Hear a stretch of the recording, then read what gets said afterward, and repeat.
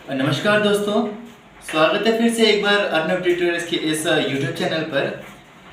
पिछले वीडियो में हमने बात की थी प्राचीनतम रियासतों के बारे में कि रियासत होते क्या है, उसके प्राचीनतम में उसको क्या किस नाम से बुलाया जाता था या फिर किस नाम से पुकारा जाता था।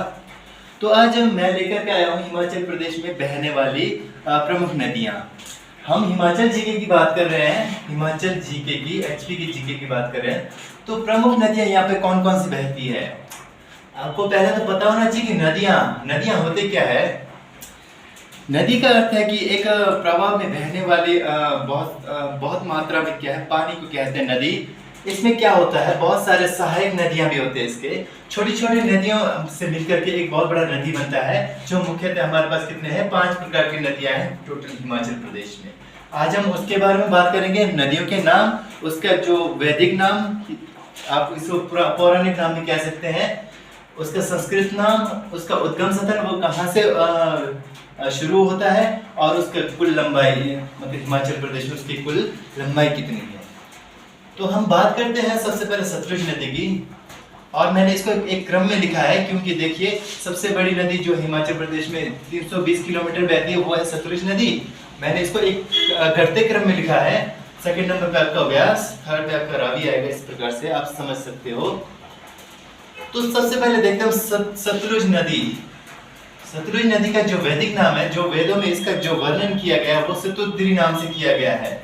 सतुद्री या फिर इसको क्या कहते हैं सतुद्वी, कई जगह ऐसा भी सतुद्वी कुछ इस प्रकार से भी नाम आ सकता है। आपने कंफ्यूज नहीं होना है, ये भी आपका राइट आंसर हो जाएगा। जहां कहीं भी ऐसा ऑप्शन आए तो आप मार्क कर दीजिए वैदिक नाम। इसमें बहुत सारे जो कैंडिडेट है वो कंफ्यूज रहते हैं वैदिक नाम और संस्कृत नाम। इसको आप याद करके रखें कि वैदिक नाम क्या है और संस्कृत नाम क्या है। कई बार पूछा जाता है कि उसका पौराणिक नाम क्या है, कई बार सतुद्रु भी लिखा होता है, कई बार सतुद्वी भी लिखा होता है या सतुद्री भी लिखा होता है। तो आप इसको ध्यान में रखेंगे। तो सतलुज का जो संस्कृत में नामकरण किया गया वो सतुद्रु शब्द से किया गया है, और इसका उद्गम स्थल जो रक्सताल झील है, रक्सताल झील। अब यहाँ कंफ्यूज होंगे कि रक्सताल झील है कहाँ पे। ये रक्सताल झील है आपका तिब्बत के मानसरोवर में। मानसरोवर तो सबने सुना होगा, तिब्बत के मानसरोवर। मानसरोवर झील के बिल्कुल साथ में एक रक्सताल झील है, वहां पे इसका उद्गम स्थल है, इसका सतलुज नदी का। और ये पूरे हिमाचल में, वैसे तो इसका लेंथ बहुत ही लंबा है, आगे जाकर के पंजाब में भी प्रवेश करती है ये नदी। तो इसका हिमाचल प्रदेश में एचपी में इसकी कुल लंबाई कितनी है 320 किलोमीटर। ये बहुत बार क्वेश्चन में पूछा जा चुका है कि सतलुज नदी की कुल लंबाई कितनी है, तो आप वहां पे क्या करेंगे 320 में टिक कर देंगे। तो हम दूसरा करते हैं, इसमें देखते हैं व्यास नदी के बारे में। जो व्यास नदी है उसे जो वैदिक नाम है उसका असिकनी, इसे आप याद रखिए, उसका वैदिक नाम असिकनी है, और उसका जो संस्कृत में नाम है विपाशा। इसको विपाशा भी कहा गया है इसको संस्कृत में। और जो इसका उद्गम स्थल है, और ये कहां से शुरू होती है या फिर कहां से निकलती है, तो ये है रोहतांग दर्रा। हम दर्रा के बारे में अलग से वीडियो लेकर के आएंगे, उसमें पढ़ेंगे कि दर्रा होता क्या है। एक बहुत मोटे तौर से कहूं तो दर्रा होता है जैसे दो पर्वत, ये भी मान लो पर्वत है और यहाँ पे भी मान लो पर्वत है, इन दोनों के बीच जो बसी हुई घाटी होती है, जो बसा हुआ घाटी होता है उसको दर्रा कहते हैं। जहां से क्या है नदी नालों का प्रवाह होता है उसको बोलते हैं दर्रा। रोहतांग दर्रा की एक सिंगल नाम है वहां पे, वहां से इसका क्या है उद्गम स्थल होता है, वहां से इसकी क्या है शुरुआत होती है। रोहतांग दर्रा जो है आपका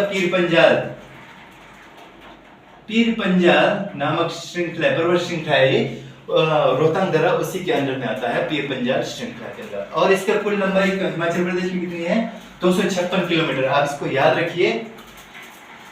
और तीसरी जो हमारी सबसे बड़ी नदी है तीसरी, वो है रावी नदी, जिसको वैदिक नाम जिसका पारुष्णी कहा गया, या फिर इसको पारुष्णी इस तरह का भी लिखा होता है। कंपटीशन में आपको जो भी है इसमें से उसमें टिक कर देना है। और इसका संस्कृत नाम जो है इरावती, इसको आप याद रखिएगा। और इसका जो उद्गम स्थल है वो है बड़ा बंगाल, और आपको पता होना चाहिए कि जो बड़ा बंगाल है वो हमारे क्या है धौलाधार श्रृंखला, ये पर्वत श्रृंखला है जो कि कहां पर कांगड़ा में, जो कि जो है कांगड़ा में, वहां से इसका उद्गम स्थल है। और इसका जो कुल लंबाई है हिमाचल प्रदेश में 158 किलोमीटर। आप इसको भली बात याद रखिएगा। चौथा जो हमारे पास है चिनाब नदी, जिसको वैदिक नाम जिसका है असिकनी, और इसको संस्कृत नाम जो है चंद्रभागा। चंद्रभागा आपको उससे बहुत से लोगों को पता होगा कि चंद्र और भागा, ये दूसरा, ये दो नदियां हैं, दोनों मिलकर के क्या बनाते हैं, चिनाब नदी बनाते हैं। और जो इसका उद्गम स्थल है वो है भारराचा दर्रा के विपरीत साइड। भारराचा दर्रा के बिल्कुल पीछे क्या है, वहां पे दो नदियां निकलती है, चंद्रा और भागा, जो दोनों मिलकर क्या बनाते हैं, चिनाब नदी। इसको आप याद रखिएगा, चिनाब नदी। और ये जल घनत्व मतलब कि इसमें डेंसिटी के हिसाब से भी, मतलब डेंसिटी की दृष्टि से भी ये सबसे बड़ी नदी है।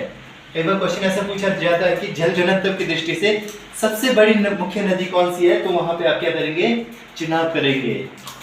और इसका जो टोटल लेंथ है हिमाचल प्रदेश में वो है 122 किलोमीटर।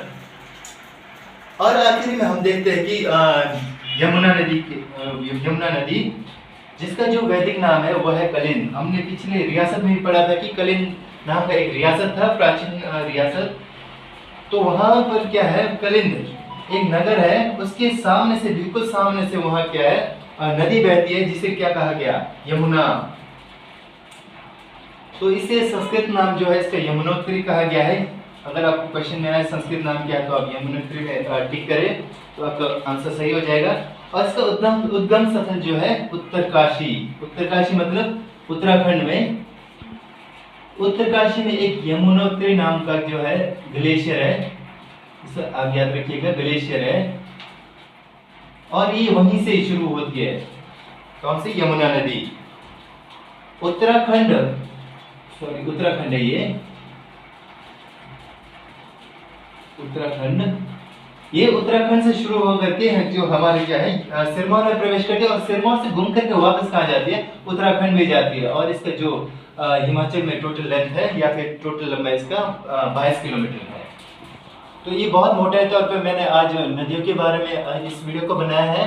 तो आप उसको भली बात ही तैयारी करें, याद रखें कि इसमें सतलुज को क्या कहा जाता है, वैदिक नाम उसका क्या है, संस्कृत नाम क्या है, उसका उद्गम स्थल। ये बहुत ही मोस्ट क्वेश्चन है, बार बार रिपीट हो चुका है क्वेश्चन में, बार बार सतलुज के बारे में, चिनाब के बारे में, यमुना के बारे में। ये सबसे छोटी नदी है, आप इसको भी याद रखिएगा। प्रदेश की सबसे छोटी नदी ये है, घनत्व की दृष्टि से सबसे बड़ी नदी, घनत्व की दृष्टि से सबसे बड़ी नदी चिनाब है, सबसे बड़ी। और लंबाई की दृष्टि से सबसे बड़ी नदी क्या है, सतलुज। इसको आप भली बात ही याद रखें। तो आज के इस वीडियो को मैं यही समाप्त करता हूँ। आने वाले समय में मैं लेकर के आऊँगा इसके जो सहायक नदी है उसके बारे में वीडियो लेकर के आऊँगा। तब तक के लिए बहुत बहुत धन्यवाद।